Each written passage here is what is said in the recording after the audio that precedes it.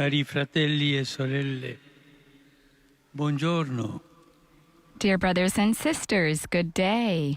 Il brano evangelico di questa domenica è articolato in tre parti. This Sunday's Gospel reading is divided into three parts. First of all, Jesus raises a prayer of blessing and thanksgiving to the Father because He revealed to the poor and to the simple the mysteries of the kingdom of heaven. Then, He reveals the intimate and unique relationship between Himself and the Father. And finally, He invites us to go to Him and to follow Him to find solace. In the first place, Jesus praises the Father because He has kept the secrets of His kingdom and His truth hidden from the wise and the learned. He calls them that way with a veil of irony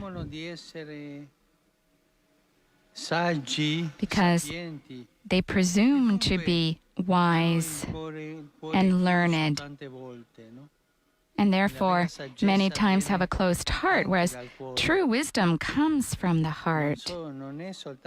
It's not only understanding ideas, true wisdom enters into the heart, and you may know many things, but if you have a closed heart, you are not wise. Jesus says that the mysteries of His Father are revealed to the little ones, to those who confidently open themselves, their hearts to His word of salvation. They feel the need for Him and expect everything from Him. An open heart is confident toward the Lord, confident in the Lord. Then Jesus explains that He has received everything from the Father. He calls Him my Father to affirm the unique nature of His relationship with Him. Indeed, there is total reciprocity only between the Son and the Father. Each one knows the other. Each one lives in the other. But this unique communion is like a flower that unfurls to freely reveal its beauty and its goodness. And here, then, is Jesus' invitation, come to me. He wishes to give what He receives from the Father. He wants to give us the truth. And Jesus' truth is always gratuitous. It's a gift. It is the Holy Spirit, the truth. And just as the Father has a preference for the little ones, Jesus too addresses those who labor and are burdened.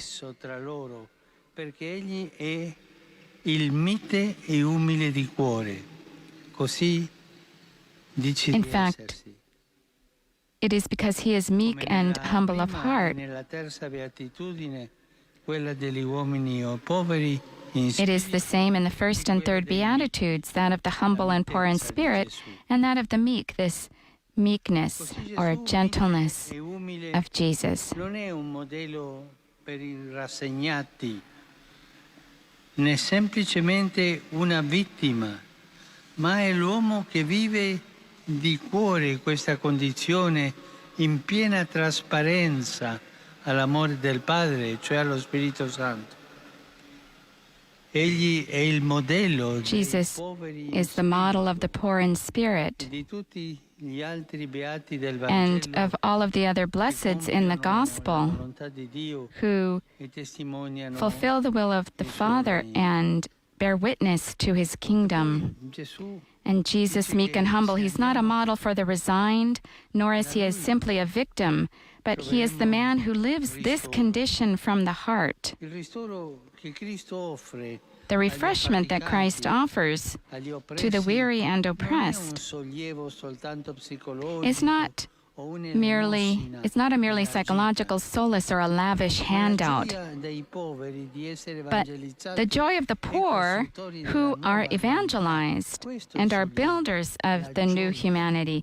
This is the solace, it's this joy that Jesus gives us, and it's unique, it's one of a kind. It's a joy that he himself has. È un messaggio per tutti noi, per tutti gli uomini e donne di buona volontà, che Gesù rivolge ancora oggi nel mondo. It is a message for all people of goodwill, which Jesus still conveys today in a world that exalts those who become rich and powerful. And how many times we say, oh, I want to be like this person or that person. He's rich or he has a lot of power. They don't need anything. The world exalts the rich and the powerful, no matter by what means, and at times tramples upon the human being and his or her dignity. And we see this every day, the poor who are trampled upon. And it is a message for the Church, called to live works of mercy and to evangelize the poor, to be meek and humble. This is what the Lord wants his church to be like, that is us. May Mary, the humblest and highest of all creatures, implore from God wisdom of heart for us.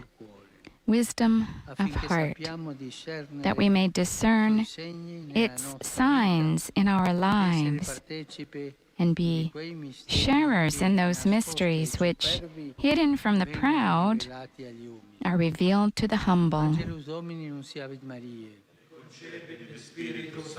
Ave Maria, gratia plena, Dominus tecum, benedicta tui mulieribus, et benedictus ventris tui, Iesus. Santa Maria, Mater Dei, ora pro nobis peccatoribus, nunc et in hora mortis nostrae. Amen. Ecce ancilla Domini. Fiat mi secundum verbum tuum. Ave Maria, gratia plena, Dominus tecum, benedicta tui mulieribus, et benedictus fructus ventris tui, Iesus. Santa Maria, Mater Dei, ora pro nobis peccatoribus, nunc et in hora mortis nostrae. Amen. Et verbum caro factum est.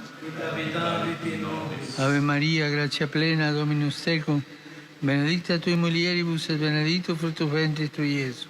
Santa Maria, Mater Dei, ora pro nobis peccatoribus, nunc et in hora mortis nostrae. Amen. Ora pro nobis Santa Dei Genitrix. Digni efficiamur promissionibus Christi. Grazie a Tu an questum, Domine, mentibus nostris infunde. Ut angelo nunziante, Christi Fili Tui, incarnazione coniovium, per passione meius et crucem, a resurrezione gloriam perducamur. Per Christum Dominum nostrum. Amen. Gloria Patri et Filio et Spiritui Sancto. Sic erat in principio et nunc et semper et in saecula saeculorum. Amen. Gloria Patri et Filio et Spiritui Sancto. Sic erat in principio et nunc et semper et in saecula saeculorum. Amen. Gloria Patri et Filio et Spiritui Sancto. Sic erat in principio et nunc et semper et in saecula saeculorum. Amen. Pro fidelibus defuntis, requiem aeterna dona eis Domine. Et luce perpetua lucida est. Requiescant in pace. Amen. Sit nomen Domini benedictum. Ex hoc nunc in saeculum. Aiutorium nostrum in nomine Domini. Qui fece caelum et terra. Benedicat vos, omnipotens Deus, Pater, et Filius, et Spiritus Sanctus. Amen.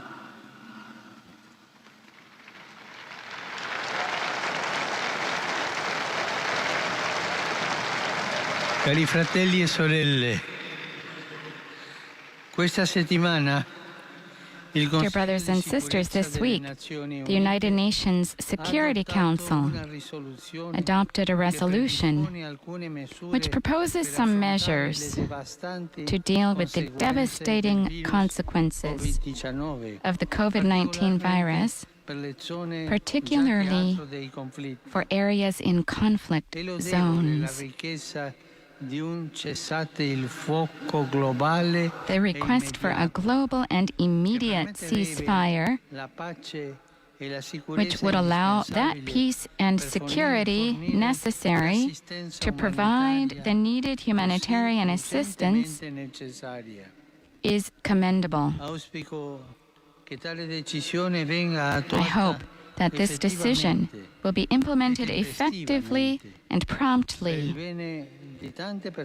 for the good of the many people who are suffering. May this Security Council resolution become a courageous first step towards a peaceful future. I warmly greet all of you from Rome and pilgrims from various countries.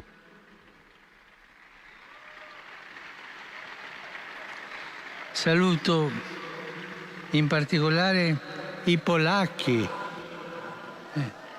I greet the Poles in particular. Welcome, he says. And I bless the large pilgrimage of the Radio Maria family to the Shrine of Częstochowa, which will take place next Saturday during the centenary of the birth of St. John Paul II, whose motto was, "I am all yours, Mary," a blessing to that or on that pilgrimage. I wish everyone a blessed Sunday. Please do not forget to pray for me. Enjoy your lunch and arrivederci, which means goodbye. And we hear the crowd responding to his greetings. This now ends the live-streamed broadcast of the noonday recitation of the Angelus with Pope Francis here in St. Peter's Square on this 14th Sunday of Ordinary Time. We'll be back next Sunday with the Angelus at 12 noon. I also invite you to visit the Vatican News web portal, our Facebook, Instagram, Twitter, and YouTube accounts for coverage of today's Angelus and other Vatican and world news. On behalf of Vatican Media, I'm Sister Bernadette, and I'd like to thank all of the technicians who've made this broadcast possible and to all of you for joining us. Have a most blessed Sunday. God bless you all. Laudetur Jesus Christus. Praised be Jesus Christ.